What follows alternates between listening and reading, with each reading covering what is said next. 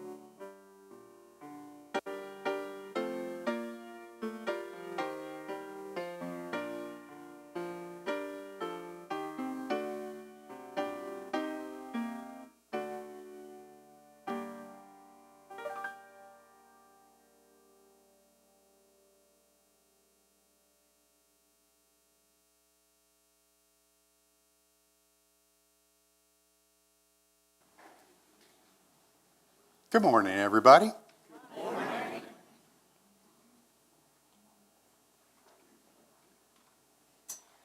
We'll wait for a few folks to come on in, get settled in.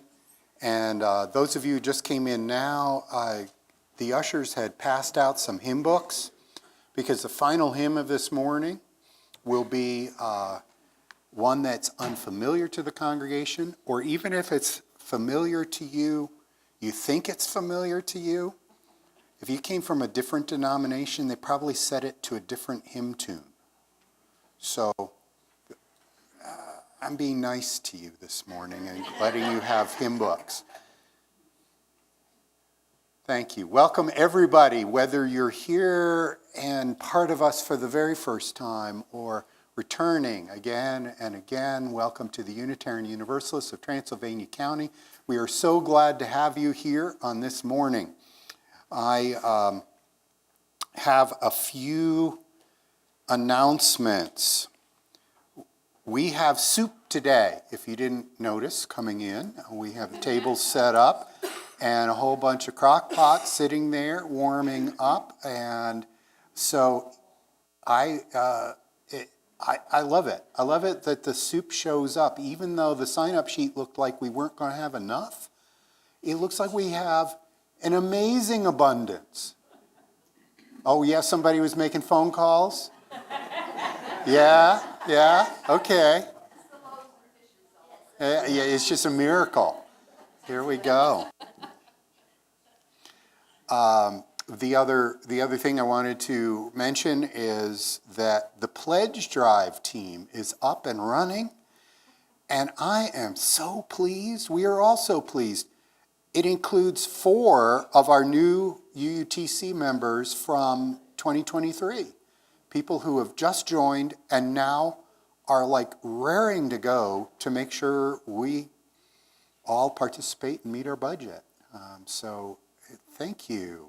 Newcomers just jumping right in.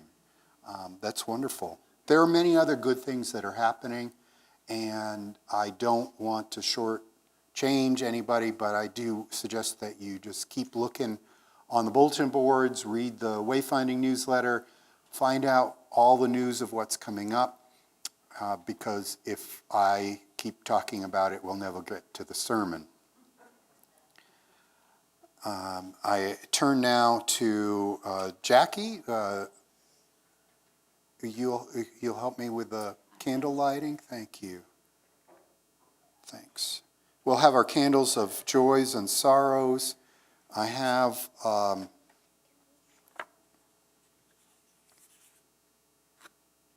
one that was written by Ben and Nancy, asking to please light a candle of gratitude for Bob, Gary, Catherine and Doug helping us with the flat tire last Sunday. Yeah, that was great. And Tricia's not in the room, but Tricia would like to light a candle of joy for her Gretchen Batra Scholarship from Blue Ridge Community College. Gretchen Batra is not only a generous donor, but a founding member of UUTC. Tricia's very grateful for Gretchen's kindness. So congratulations to Tricia, and many thanks to Gretchen. I would like to light a candle of sorrow, marking the second anniversary of the start of the war in Ukraine.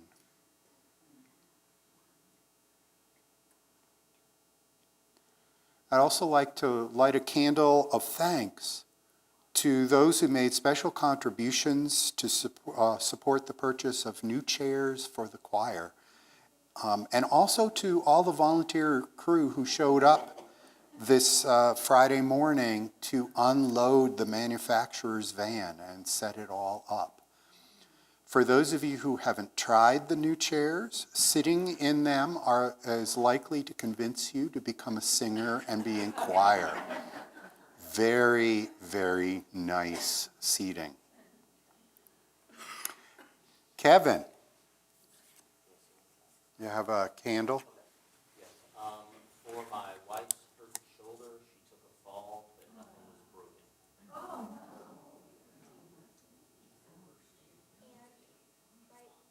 my mom, she's in Las Vegas.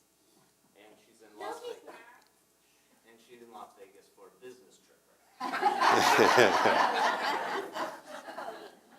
Secrets come out.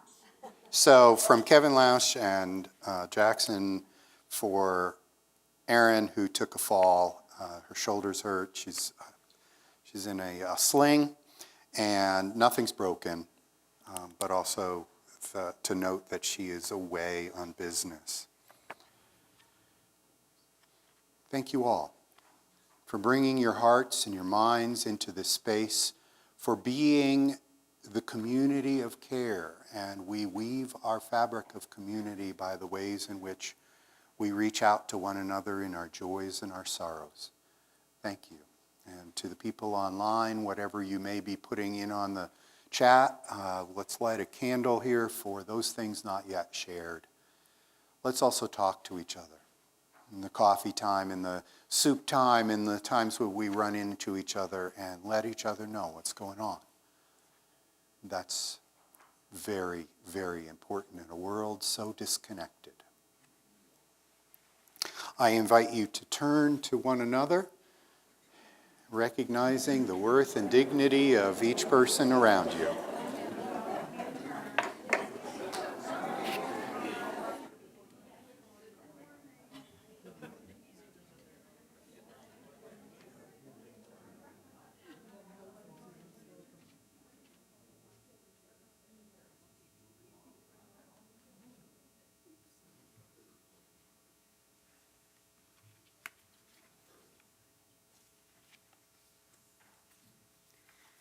Our opening words today is a reading by Eudora Whetley. It is our inward journey that leads us through time, forward or back, seldom in a straight line, most often spiraling. Each of us is moving, changing with respect to others. As we discover, we remember. Remembering, we discover. And most intensely do we experience this when our separate journeys converge. All right, our opening hymn, Come Thy Fount of Every Blessing, number 126.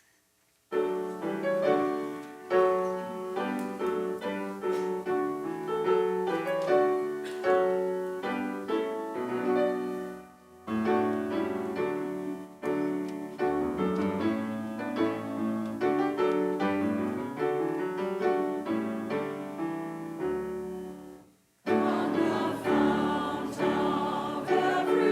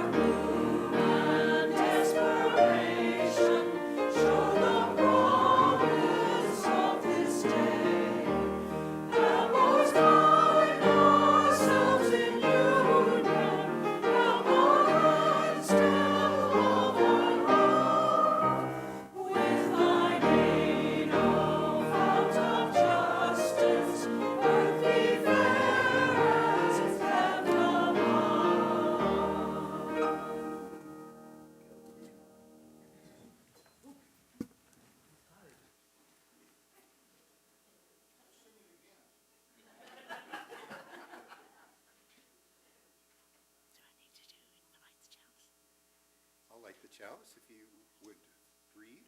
I will read.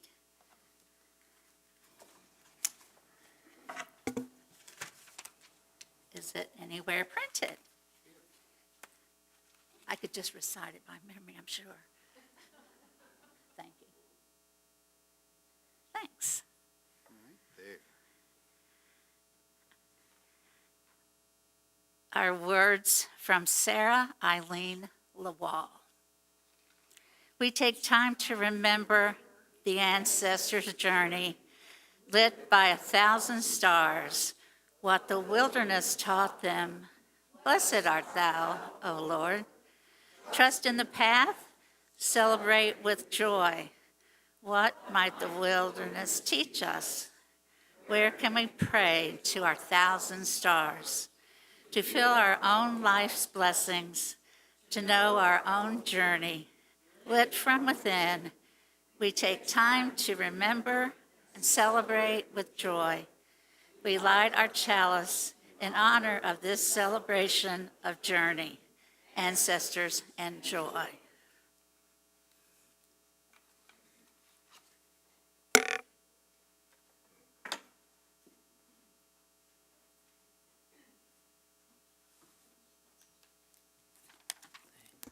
Good morning.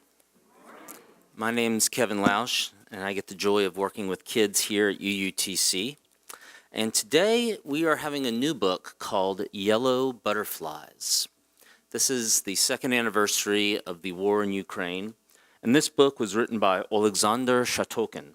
He is a Ukrainian illustrator and author, and he wrote this book as a response to the Ukrainian war. In it, he says, a young girl living in a war-torn land finds hope in yellow butterflies. And this book is full of symbolism and dramatic imagery, imagining her emotional response to the war and her hope that one day there will be peace and freedom back in Ukraine and the yellow butterflies can fly free again. And a thank you to John Austin for playing the Ukrainian anthem as this wordless book plays.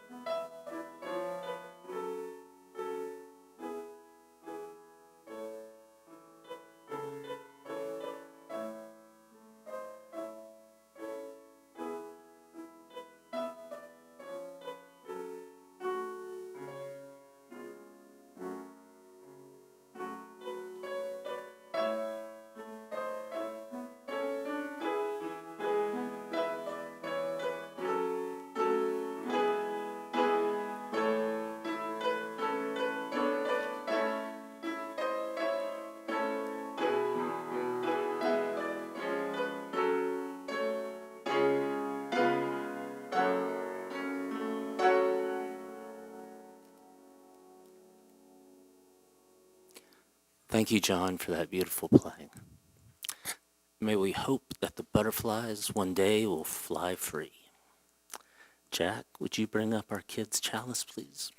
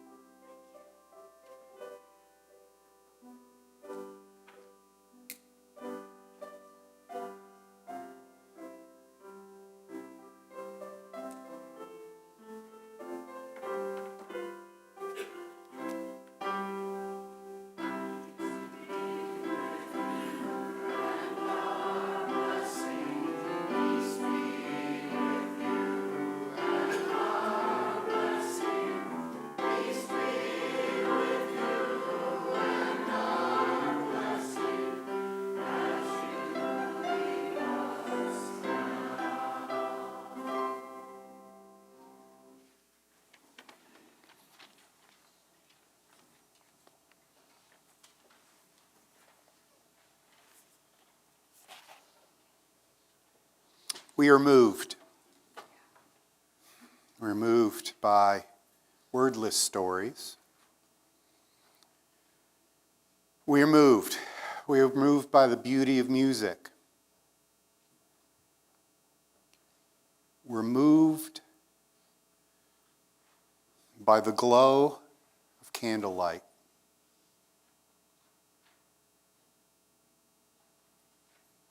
This is a place we come to gather, a place in a war-torn world, a place of tension, a place in which we know we can be part of a community striving for something beautiful, to walk with one another on a journey, to make sacrifices, to make offerings, both time and talent, and yes, of treasure. As our choir sings about the lonesome valley,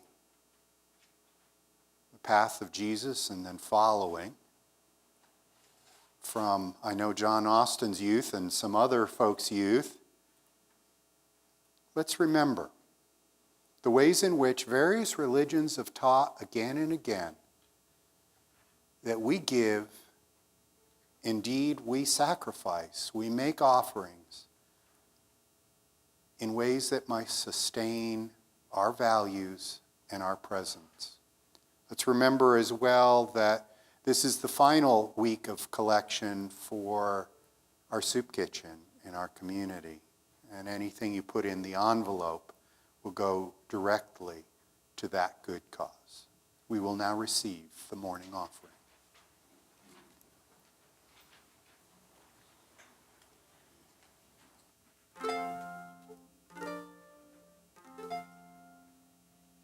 Jesus walked this lonesome valley. He had to walk it by himself. Oh, nobody else could walk it for him. He had to walk it by himself. We must walk this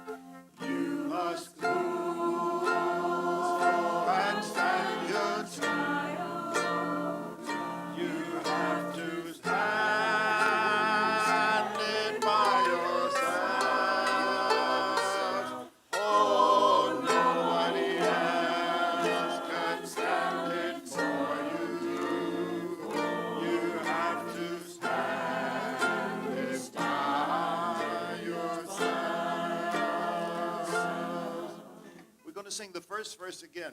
And I know there's some of you out there who grew up in Methodist churches, Presbyterian churches, Baptist, whatever, who know this song from your MYF days or whatever your religion was. That's where I experienced it and learned it, and it became endeared to me. So we're going to sing the first verse again and invite any of you who remember this song from your crazy teenage days to sing it with us. You must walk this Jesus walked this lonesome valley. Well, Jesus walked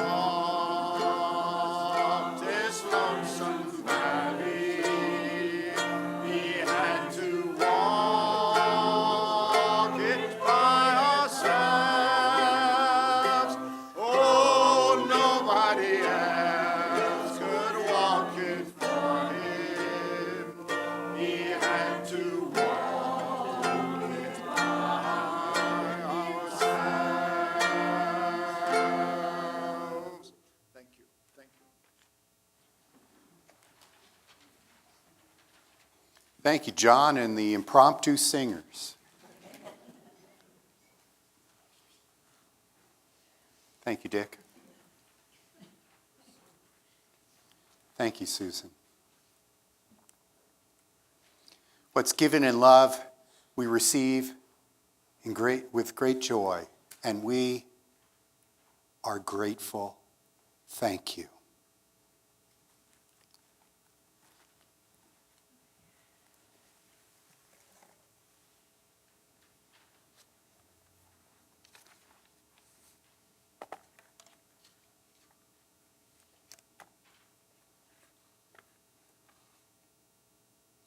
I invite you into this time of prayer, meditation.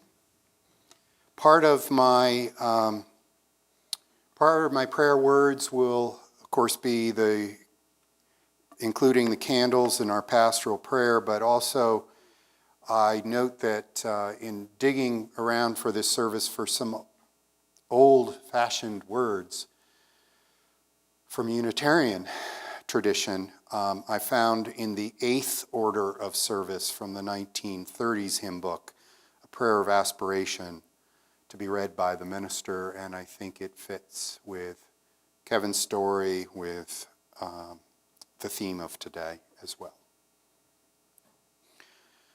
Spirit of love and life, we who are gathered here come with the joys and sorrows of our lives, and we recognize both the celebrations and the sufferings of the peoples of the world. We are aware of the ways in which we are connected, even if we do not know personally those who are troubled. We know that we celebrate with all, no matter what it may be, to know and understand another person's joy. Spirit of love and life helps lift us as well. We have candles of gratitude for the ways in which we have shown love and support for one another and received that love and support with gratitude. In particular this morning, the gratitude for Bob and Gary and Catherine and Doug helping Ben and Nancy with their flat tire.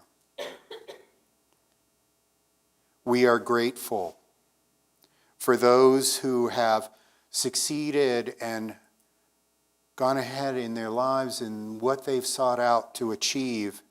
In particular, this morning, we lift up the honor that Tricia Wesley got in receiving the Gretchen Batra Scholarship from Blue Ridge Community College, and the joy that Gretchen is not only a generous person in the world, but also someone who helped start this congregation. The ways in which giving helps others is a joy. We are thankful and grateful for those who step up into leadership, who try for the very first time something new. We celebrate with them the accomplishment of having stretched themselves to do something for others. We are thankful for those who give, for those who provide. In particular this morning, the chance to have new chairs for the choir and expanded seating for our congregation. And we also hold in our hearts some sorrows for Aaron Lausch, who took a fall, for any in our midst who are recovering or suffering from surgeries, from injuries, from ailments. And we keep in our hearts and minds those who are suffering from violence near and far from our home, for war, and for all the destruction. Now, in the words written generations ago, a prayer of aspiration. Into this house of light we come to seek that which is just and to find that which is good. And here we remember those whose lives are darkened by the greed and wrong of others. We have not purged the commerce of our times of those harsh ways that thwart the hopes and dreams of many. In this house of peace we remember wars and rumors of wars. We have made but feeble effort to understand the peoples of this world and to foster peace among the nations. In this house of joy we remember all sorrowing and troubled folk. We would not ourselves be glad except as we seek the blessings of abundant life and body and spirit for all. Let us here be gathered into a common power of goodwill, which shall issue in lasting peace and larger right. Amen. Blessed be.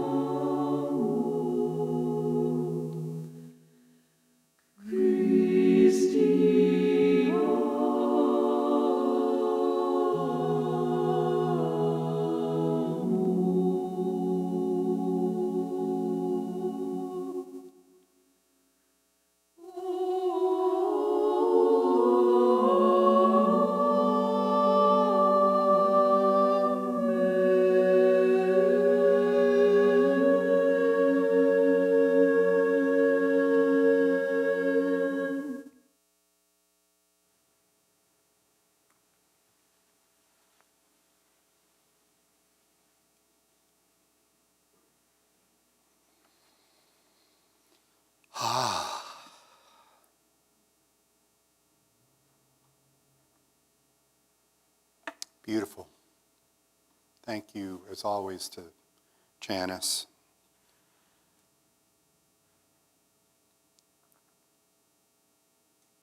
We have a responsive reading from our hymn book, which I think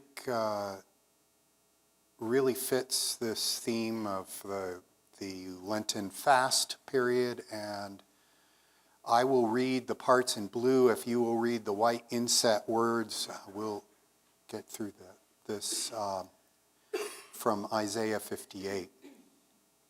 Is not this the fast that I choose?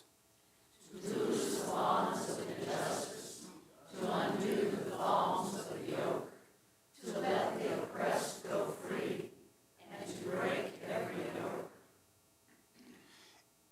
Is it not to share your bread with the hungry, and bring the homeless, poor, and into your house, and then when you see them naked, to cover them, and not to hide yourself from your own kin? Then your light break like dawn, and your healing shall spring up quickly. If you remove the yoke from among you, the pointing of the finger, the speaking of evil, if you offer your food to the hungry and satisfy the needs of the afflicted, you shall be like a garden, like a spring whose waters never fail.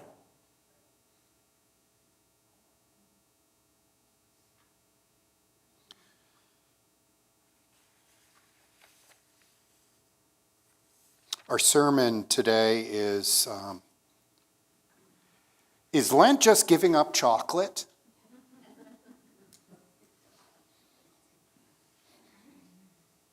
Which, when I was a kid, is what my friends who knew that ordered time in their church life to observe Lent.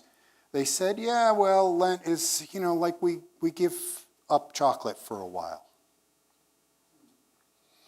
And as I said, I like to get beyond my childhood understandings of things and get to what may be deeper, broader, and respectful. You know me to have brought you each year something about the Jewish high holy days and other things. And yet, when we come around each year to this time of Lent, I don't know that I have ever preached on Lent. And so as not to leave some childhood misconception left the way it was, I bring to you something of my own struggling with this subject. And it is struggling, like if you're about to go into a period in which you're going to be fasting, why is it we have Mardi Gras?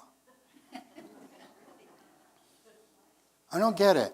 Or coming from Pennsylvania,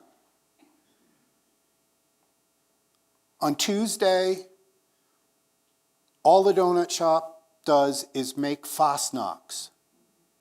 Not donuts, fastnacks. But you get back to Friday, and I was able to go buy regular donuts again. What are these pieces, and how did they come about? Well, I won't answer all of that. But I do want to try to go deep into understanding something of the 40 days of observance in a way that I appreciate more deeply what it means to walk a path.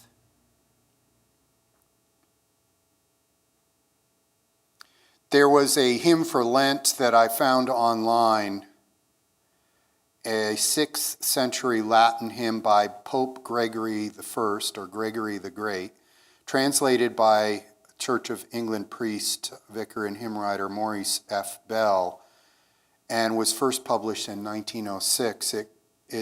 After several verses of singing of Jesus and Moses and Elijah, the 4th verse turns to what the people shall do during Lent. It says, "Then grant, O God, that we may too return in fast and prayer to you, our spirits strengthen with your grace, and give us joy to see your face. Frederick Buechner says that in many cultures there's an ancient custom of giving a tenth of each year's income to some holy use. And he says for Christians, to observe the 40 days of Lent is to do the same thing with roughly a tenth of each year's days. The story, as he said, after being baptized by John in the river Jordan, Jesus went off alone into the wilderness, where he spent 40 days asking himself the question what it meant to be Jesus. During Lent, Christians are supposed to ask, one way or another, what it means to be themselves. Now, the number 40 appears, I am told, I have read on the internet, so it has to be true, that the number 40 appears in the Bible over 150 times. Of those times, the words 40 days and 40 nights are found 24 times. In Genesis chapter 7, Genesis 7:4, when God sent the rain for 40 days and 40 nights as Noah was in the ark, and then afterwards the rainbow appeared as a new covenant. In Exodus 24:18 and 34:28, Moses goes up Mount Sinai to meet with God for 40 days and 40 nights, and then he brings down the 10 commandments. In 1 Samuel 17, 4 through 7 and 16, a giant named Goliath tormented the Israelites every morning and evening for 40 days until David came forward to defeat the giant. In the book of Jonah 3, 4 through 4 and 5, Jonah was supposed to deliver a message that Nineveh would be destroyed in 40 days unless they repented of their ways. Once Jonah finally got there, as you remember, he had run the opposite direction from where God told him to go, and then ended up in the belly of a sea creature. But once he got there, the Ninevites took the reluctant prophet's words to heart and repented. In Matthew 3, Jesus is baptized. In Matthew 4, Jesus goes off into the desert or wilderness for 40 days and nights and fasts and faces temptations. In Matthew 5, he's back among his followers and preaching the Beatitudes. Blessed are the poor, the meek, and lifting up the ideas. You should not be killing and you should not be hating. You shouldn't even call somebody a fool. Be good to one another. 40 days and nights to be without certain things, to mimic the fast, the time in a wilderness. Why? Well, because in our cultures, in religion, there are times when fasts or keeping temptations from yourself helps you focus. Fasting helps make me grumpy. It doesn't necessarily turn me towards what is my best, highest principles, my ideal way of living. But some kind of discipline of saying, I'm going to spend a chunk of time letting go of something. Now, some of you know I've pretty much turned off the TV. I don't watch the news anymore. I believe the news distracts me from my sense of what my mission is in the world. I still read stories to know what's going on in the world. But I will not watch the television because it comes into me in such a way that agitates me and keeps me stressed and afraid and keeps me from being broadly open to the world and the people and my place here. I don't know what you might think of giving up. In some way, in some ritual, you say, you know what, this is distracting to me. This is a temptation to me that does not help me be the best Unitarian Universalist I can be. Be the best of whatever religious tradition you touch on. Be the best and the most connected with that which takes us outside of our own egos and hates and reorients us.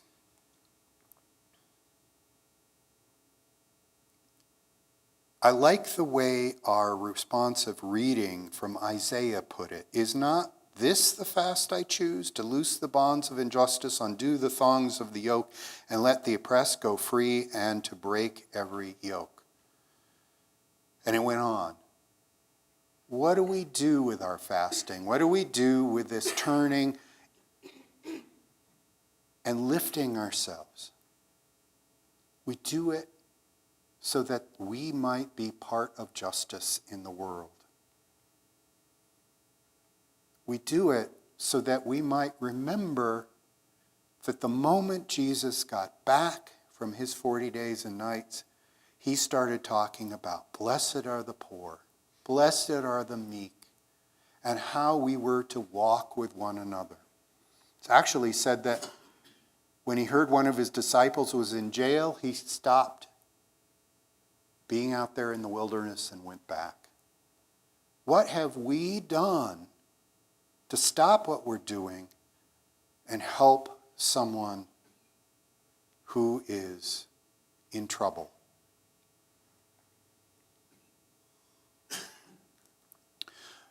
The song we had, Ubi Caritas, that Janice had put to video, is one that, as I read and learned about some of the rituals around Lent, the end of Lent, apparently that Latin song and version of it is used while doing foot washing at the very end of Lent, the Ubi Caritas.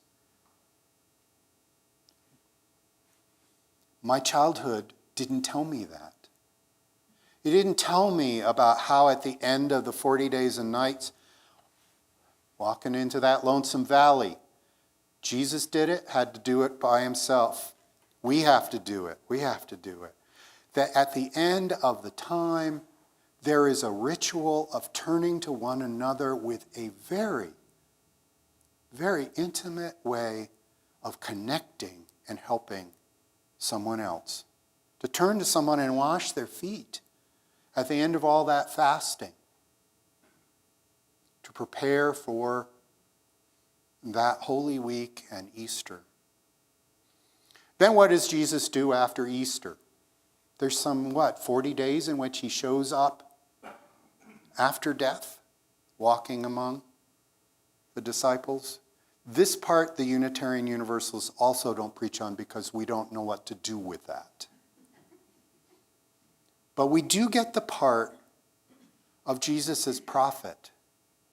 We get the part of Jesus going off and learning who he was and coming back and preaching a message of justice and care and connection. We get that part.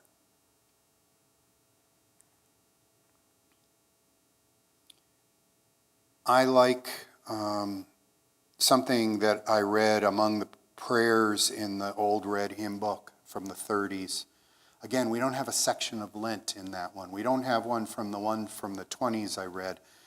We don't have one in the current hymn books. But another prayer of aspiration in the seventh order of service had this line: we would again possess our souls in patience and self-mastery and be set free from inward turmoil, unworthy pleasures, and low aims. Low aims. We would be set free from that.